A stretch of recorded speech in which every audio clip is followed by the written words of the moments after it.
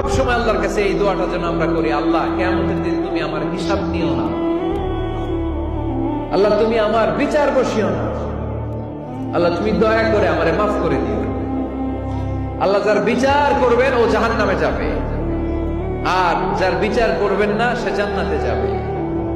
আল্লাহ যদি বিচার করে আর পাই টু পাই হিসাব নেয়, নামাজ পড়লি না কেন, রোজা রাখলি না কেন, মিথ্যা বললি কেন, খাদ্যে ভেজাল দিলি কেন, মাছে ফরমালিন দিলি কেন, যৌতুক খাইলি কেন, ঘুষ খাইলি কেন, উল্টাপাল্টা করলি কেন, জিনা করলি কেন, একটার পর একটা প্রশ্ন বানে যদি সেই ভয়ঙ্কর দিনে আল্লাহ আমাদেরকে জর্জরিত করে, আমাদের কোন উত্তর আছে? সেদিন আমাদের বাঁচার কোন উপায় আছে? তাই আমরা সবাই আল্লাহর কাছে দোয়া করবো, আল্লাহ কোনো বিচার টিচার মানি না, কোনো বিচার করতে পারবো না, দয়া করবা। কথা কয় না? কি করবে? এবার আওয়াজ করে বলেন, বিচার চান না দয়া চান?